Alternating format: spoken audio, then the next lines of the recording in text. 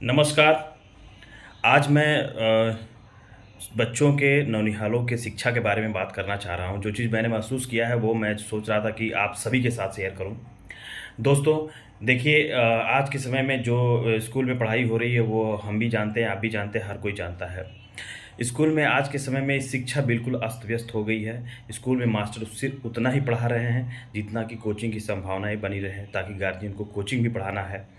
और बिना कोचिंग के आज के दौर में जो भाग-दौड़ भरी ज़िंदगी है, उसमें किसी भी बहुत कम ही माँ-बाप, ऐसे बहुत ही कम ही गार्जियन होंगे जो बच्चों को होमवर्क करा लें या फिर उनको पढ़ा लें coaching as a coaching teacher की तरह। तो बिल्कुल हमको तो लग रहा है कि बहुत नाम मात्र के ही लोग होंगे। तो ऐसे में जब हम कोचिंग के लिए किसी सर या मैडम को अपने घर बुलाते हैं बच्चों को पढ़ाने के लिए, तो उसमें एक चीज़ का बहुत विशेष ध्यान देने की ज़रूरत है, जो मैंने महसूस किया है। अभी हमारे कुछ दिन पहले ही मैंने एक मैडम को रखा था ट्यूशन पढ़ाने के लिए। तो उनके द्वारा बहुत सारी चीज़ें जो है, बहुत सारी मतलब स्पेलिंग मिस्टेक्स, जीके में भी जीके का जो चीज़ जो फैक्ट है उसको अलग कुछ बता देना।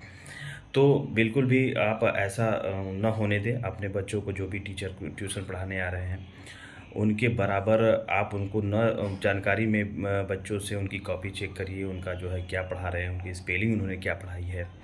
आपको समझ में नहीं आ रहा होगा तो आपके आस-पास जो पढ़े-लिखे लोग हों उनको दिखाइए। लेकिन आज के समय में आपको बहुत ही सतर्क रहकर अपने बच्चों की शिक्षा के लिए शिक्षा की मॉनिटरिंग करनी पड़ेगी। तो सबसे पहले आप इस चीज़ का ध्यान दें।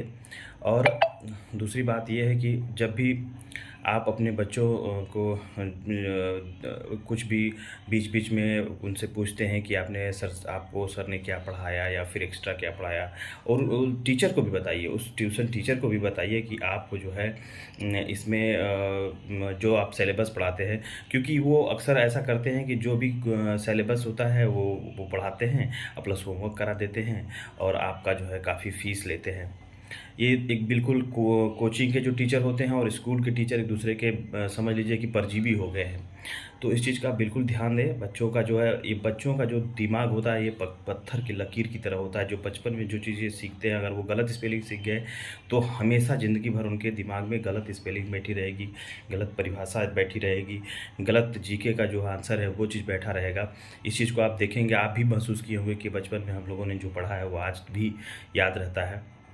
तो बिल्कुल सतर्क रहिए, अपने बच्चों के भविष्य से बिल्कुल सतर्क रहिए, कोई समझौता मत करिए।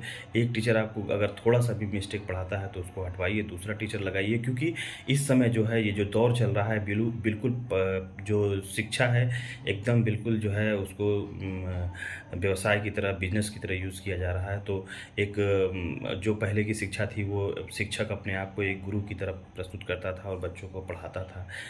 गुरु की तरह जो है उसका देखभाल, मतलब शैक्षिक तौर पे देखभाल करता था। तो वो दौर तो है नहीं, वो दौर बीत चुका और आज के समय में हर आदमी, हर टीचर जो है वो शिक्षा को बिज़नेस की तरह जो है इस्तेमाल कर रहा है।